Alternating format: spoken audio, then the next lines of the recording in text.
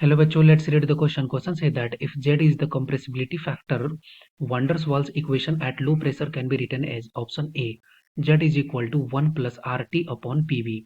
Option B, Z is equal to 1 minus A upon VRT. Option C, Z is equal to 1 minus PB upon RT. Option D, Z is equal to 1 plus PB upon RT.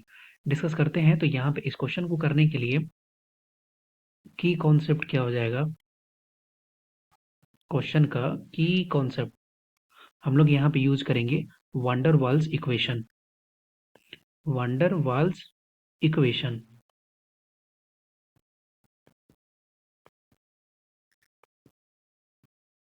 अब इसको समझते हैं हम लोग। जैसे कि ideal gas equation PV is equal to nRT था, वो आइडियल कंडीशन में, लेकिन रियल कंडीशन में अगर अगर बहुत सारे फैक्टर का अगर कंसिडरेशन लें तो ये जो इक्वेशन होता है ये क्या होता है, P plus n square a upon V square into V minus n b and this is equal to n R T. Okay, जहां पे एन क्या है, नंबर ऑफ मोल्स। अगर यहाँ पे हम लोग क्वेश्चन में देखें तो एन के टर्म्स में नहीं दिया हुआ है ऑप्शन, तो हम लोग ये मान लेंगे for one molecule, for n is equal to one mole. Okay, तो अगर मोल वन हो गया तो यहाँ पे हमारे पास इक्वेशन क्या आ गया, P plus a upon V square into V minus b and this is equal to R T.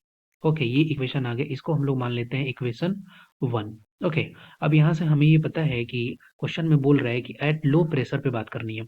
तो at low pressure, low pressure, तो जो वॉल्यूम वॉल्यूम का जो फैक्टर है वो क्या हो जाएगा, वो नेग्लिजिबल हो जाएगा। तो यहाँ पे v का वैल्यू जो होगा वो मच ग्रेटर देन होगा किससे, b से। तो यहाँ पे हम लोग b को इग्नोर कर सकते हैं, तो हमारे पास इक्वेशन क्या आ जाएगा, ये आ जाएगा p plus a by V square into V and this is equal to R T.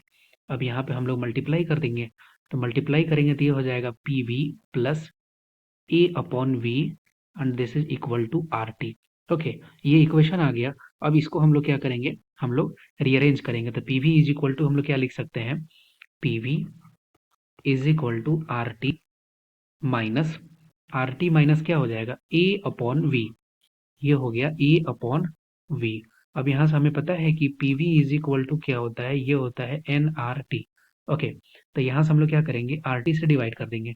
तो आर टी से डिवाइड कर देंगे तो ये हो जाएगा P V upon R T and this is equal to one minus a upon V R T. Okay, अब ये जो P V upon R T है इसी को बोला जाता है कंप्रेसिबिलिटी फैक्टर, जिसको किससे डिनोट करते हैं, जेड से।